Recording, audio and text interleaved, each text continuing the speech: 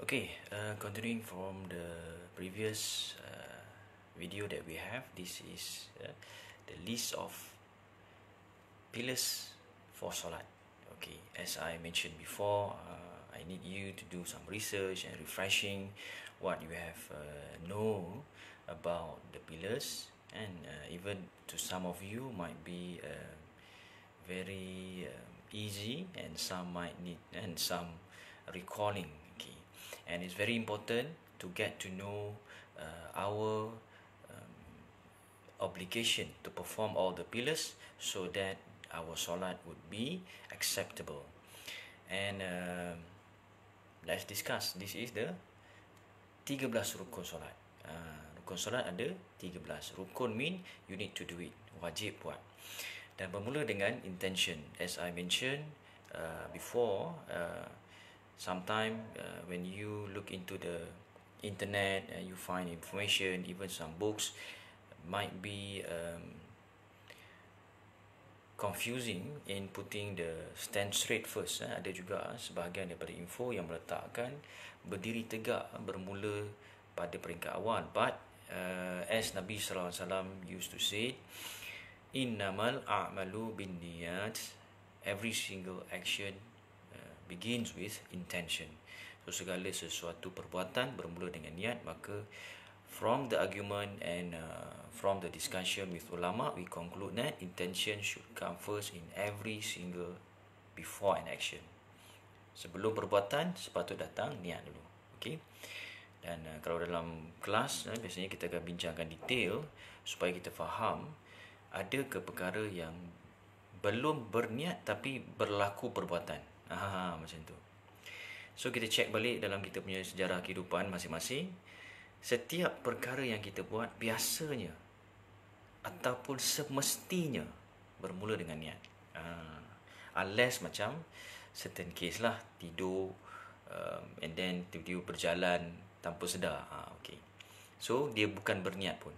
Okay. Itu case yang abnormal. Tapi dalam banyak case beramal, malah semua kes beramal mungkin, secara pastinya perlu bermula dengan niat. Okey, kemudian kita ada berdiri tegak, stand straight. Kita mesti berdiri. Kalau dalam kelas, biasanya saya akan tunjukkan caranya. InsyaAllah, if we have time, I will make some real performance so that you might see it visually how the stand straight should be. Meaning that posing and kita macam ambil gambar tu dilarang lah sebab kena berdiri tegak. Cuma cara berdiri tegak yang biasanya mungkin dicadangkan ialah supaya kaki tadi dibuka sedikit, tapi bukanlah sampai mengangkang. Tu saja. Katanya sebaiknya setara dengan bahu kita. Dua tapak kaki kita setara dengan bahu kita. Maknanya dalam bentuk sederhana berdiri tadi.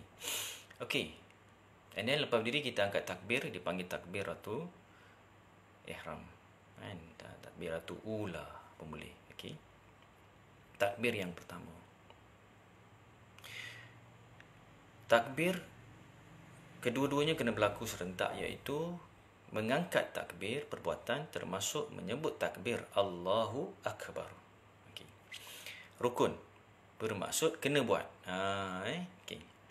And then Fatihah, kita membaca Fatihah. InsyaAllah we going to go detail reciting Fatihah and try to do some correction or checking so that our Fatihah would be the best pronunciation and recitation, including the meaning, so that we understand what actually we have said in the solat. That's the purpose of having solat. Kalau solat itu sekadar membaca mantra, kan, kita baca saja, so macam seolah-olah kita menjampi sesuatu ke ni? No. Solat adalah sesuatu yang kita perlu hayati. Untuk penghayatan kita perlu mengetahui maknanya. Okay.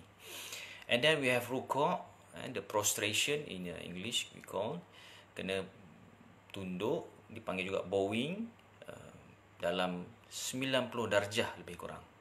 So dia pun ada kaedah yang betul selepas satu kajian dibuat ke atas sifat solat Nabi ataupun solat cara sunnah, dan kemudian dimasukkan unsur elemen sains ketika seorang doktor ni melakukan kajian dan menamakan research itu sebagai terapi solat.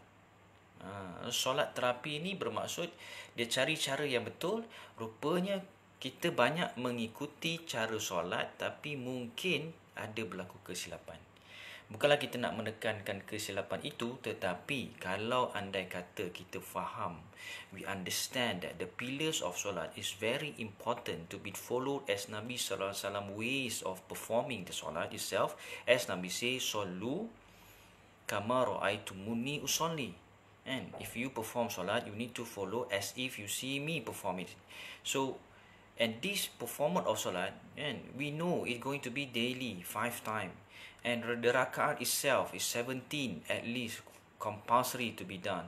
So must be a significant to follow the right way of the action itself. Perbuatan itu sepatutnya menjadi sesuatu yang sangat penting untuk kita lakukan dengan cara betul, sebab ia berulang daripada zaman dulu sampai zaman sekarang tanpa perubahan. Dan kenapa dia kena ulang? Tentu ada kepentingan melakukan ia dengan cara betul. Sebab benda yang kita buat dalam harian kita dengan cara yang salah, hasilnya juga rosak. Dan kita naik kereta, salah cara, rosak kita, kan? So kita kena belajar bawa kereta dengan betul. Same goes to the solat. Apatah lagi solat. Macam itulah. Okay. I'tidal, okay, we come back to the original position and after ruku', and then we continue with sujud. Kita dua sujud, so it must be twice, and between that sujud should be sitting. Okay, kita ada duduk, and then kita ada tahiyat. Tahiyat ni refer pada tahiyat akhir sahaja. Tahiyat awal adalah sunat. Meaning kalau kita terlepas tahiyat awal, bukanlah ia menjadi rukun, dan kita boleh teruskan tanpa mengulangi rakaat. Tasyahud iaitu bacaan dalam tahiyat pun kita kena bincangkan detail, sebab seperti mana Fatihah kena dibetulkan. Ustaz Don selalu pesan, remind us to pronounce it correctly because it's a rukun. Rukun mean you need to do it with a compulsory obligation action. Maknanya kena berucap dengan recitation yang betul. Selawat senang, cuma kadang-kadang ada juga kesilapan di sini yang kita akan cuba huraikan nanti. And then salam, and last one tertib.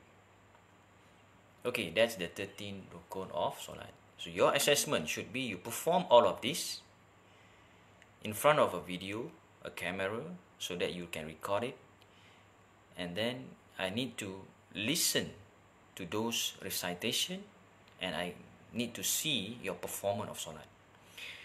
And I think I do mention it earlier before, just do a 2 rakaat of solat, that's it. Maknanya sekadar melakukan 2 rakaat untuk menunjukkan perbuatan solat tadi, and then rakamkan. Termasuklah saya dapat mendengar bacaan. Boleh? Okey. Addition. Yang ni yang sunat. Contoh macam sebelum Fatihah kita ada doa iftitah. Masukkan sekali ketika dalam assessment tu. Selepas Fatihah kita ada bacaan Quran. Saya nak kita pilih satu surah. Tapi kebiasaannya saya suruh membaca satu ayat saja. Cuma ayat ni panjang sikit. Dipanggil ayatul kursi. So everyone need to recite ayat kursi after Fatihah. Bacaan rukuk adalah sunat, tapi buatlah untuk assessment ni. I'tidal, sujud, duduk. Tahiyat adalah wajib, selawat dan salam. Okay, complete that kind of assessment. I need you to do it, record it, and send it in the portal. The best way to send in the portal is to record it first in YouTube, and then you just send the link so that I can access through YouTube without having a big space and loading problem during your upload into the portal. Okay, Itu yang pertama, assessment yang pertama. Assessment yang kedua, this is some discussion that we need to do during the elaboration and explanation of solat. Kalau ikutkan last video, saya inform saja tentang betapa pentingnya perbezaan di antara jangka waktu syahadah dan solat. Sekarang kita nak go detail kepentingan dan keutamaan solat. So dia akan bermula dengan makna, dia akan teruskan dengan sejarah dan apa dia punya kepentingan tadi, keutamaan dia, rewards, ganjaran yang telah dijanjikan, advantage, kelebihan yang ada, benefit, faedah yang kita dapat, warning, amaran ketika melakukan solat ataupun yang berkaitan, termasuklah hukuman. Ini kebiasaannya kepada yang meninggalkan solat. Alright. So with the time you have during holiday season, you can search for the information. InsyaAllah, I will add up with my explanation later on. Thank you for your attention and please do your assessment. All the best, guys.